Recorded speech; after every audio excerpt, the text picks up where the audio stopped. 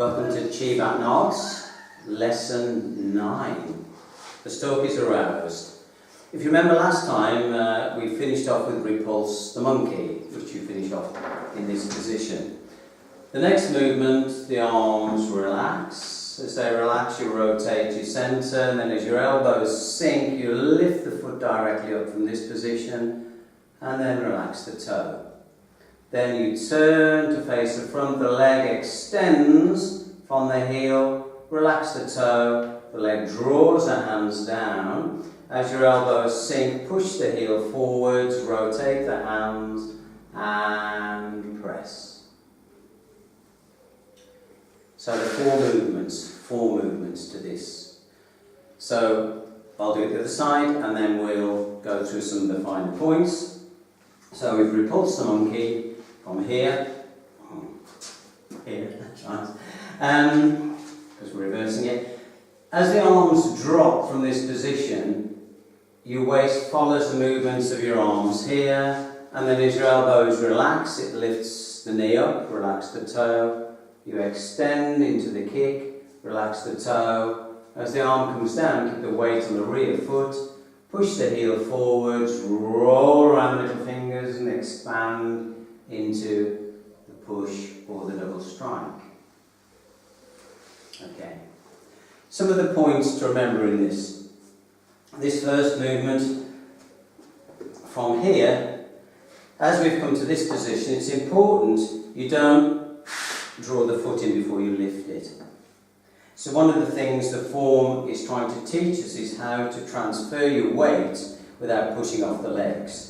So once we've done the strike, we've got 70% weight on the front leg and just 30 on the back. So as my arms drop and my waist turns, and now my weight's at least 50-50 or even slightly more on the rear leg. Then as the arms lift, it's almost as if they're on a string and they lift the leg.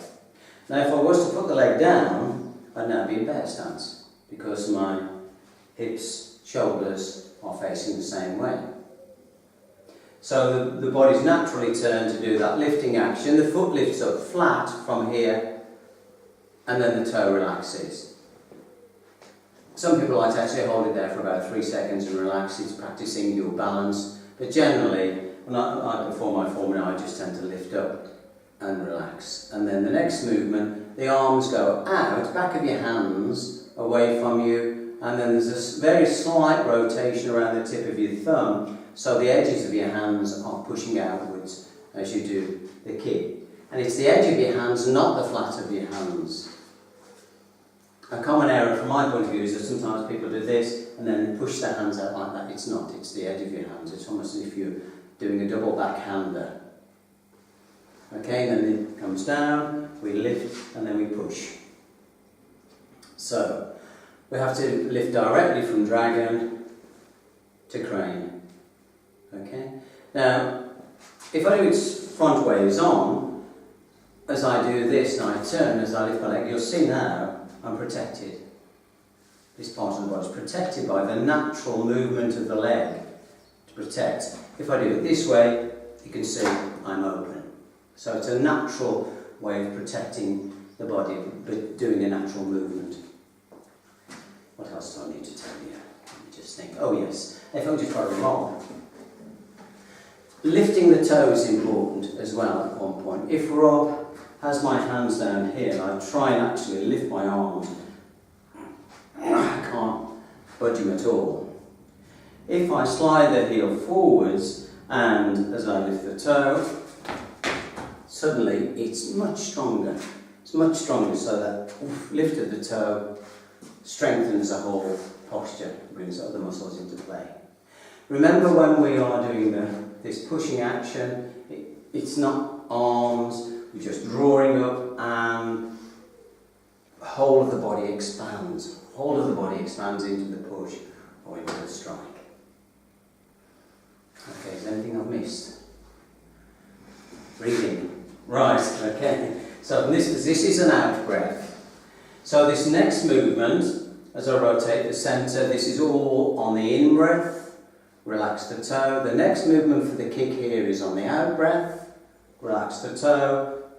In breath as I drop the arms and leg, push the heel forwards, out breath in this expanding into dragon. Okay? Remember with the kick as well, that it's you're kicking with the heel. You're not kicking with, you're not pulling the toes back, you're kicking with the ball of the foot as you were doing in karate. You are actually attempting to kick with the heel, so it needs to pull the toe back. One other thing I will say is if you're more flexible than me, of course, then you can have your leg right up here. But for most of us, when you're doing this, don't try and overdo it. Just do where you're comfortable with, and as long as you are following the principles, you know, you're doing this, it doesn't matter how high you kick, as long as you don't stoop. Oh, that's one other point. As you come to this position, try and imagine you're growing taller. So as I draw in and turn, I'm growing taller as I lift from here, growing taller as I kick, and that stops a natural reaction that some of us do, and we go like this and like this when we try and kick. Spine lengthens. Okay, is that the lot? Let's go through it with my back to you. So we have repulsed the monkey from here, remember, struck, the arms relax, and it's almost like the arms turn my body, and as they bend at the elbows, the hands lifts the toe, relaxes the toe. Turn, and remember that slight outward push with the edge of the hand as you kick, relax the toe.